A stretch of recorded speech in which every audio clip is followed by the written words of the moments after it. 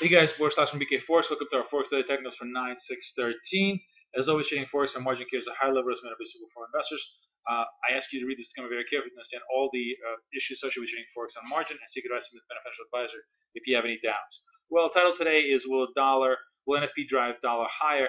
And obviously, dollar is the story of the day today, both against the yen and against the euro. Let's take a look at against the yen first because we finally broke the 100 level and actually held above 100. So now we are in the clearance zone here. The next level of resistance is 150. At post that, it's going to be 101.50. So NFP is in front, of course. Key, if we can get a strong number, it's going to be the 150 test first and foremost. And if we can hold that, obviously the next one is going to be towards the 101.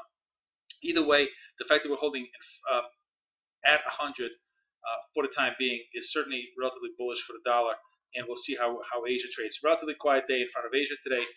There may be just small, slight continuation as everybody tries to front run the NFPs, but I think all the price action, of course, is going to be post 8:30 tomorrow morning. And on the other hand, the euro got absolutely kneecapped by Mario Draghi today, who basically beat the guy when he was down, essentially by coming out and suggesting that they were open to the idea of lowering interest rates, despite the fact that the eurozone seems to be recovering. They didn't really raise their targets that much, and actually basically stressed the fact that the monetary policy is going to remain accommodative, and more importantly, may even become more accommodative. This, in contrast to the supposition that the U.S. monetary policy is going to become more restrictive as a taper now becomes much more of a possibility given the very, very strong ISM today. This combined to basically break the 3150s. The only thing that held today was the 3100s. That's going to be the key zone test probably in the European session as we kind of play around that level for the time being. But off the NFPs, it's the really big test is going to be the 3050 level here in terms of the support. And ultimately, if we really start to crash, it's going to be the 130-100 level. It's going to be the test of the euro. The way it looks now, of course, is we've basically had a double top at 3400 and almost a full unwind of this trade all the way out to the 130s, which was the support level post the Bernanke anti-taper speech, which is where we had the big breakout that ultimately kind of was good for about 300 points before we kind of unwound it. So it'll be interesting to see. I mean, this is a very, very key level here.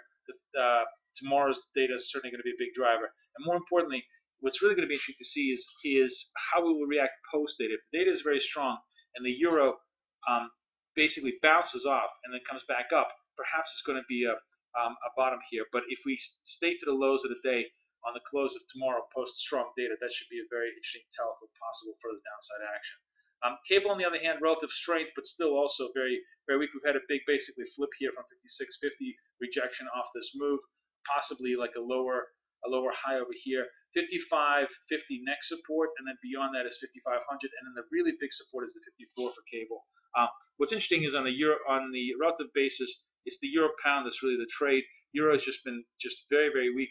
We've had a huge unwind of this move, and now 8400. 8400 is a very strong support level. Let me just zoom out, and you guys will see. You see the support level? It's actually quite significant. So if we start breaking the 84 level, that could be a very, very big tell for euro weakness as well.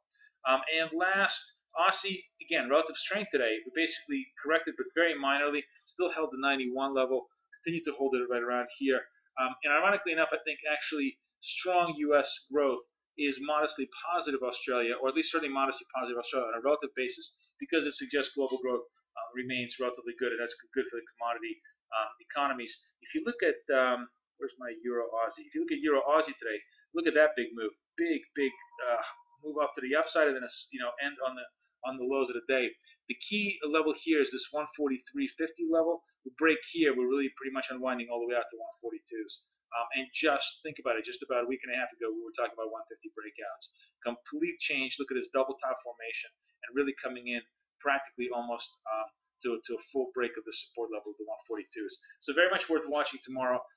Euro on the weakness, on the crosses, both against the pound and the Aussie, if we get further U.S. data. That's how it shapes up in front of the NFPs. Wishing you guys the best of luck and the best of trading. This is Boris Schlossberg over and out.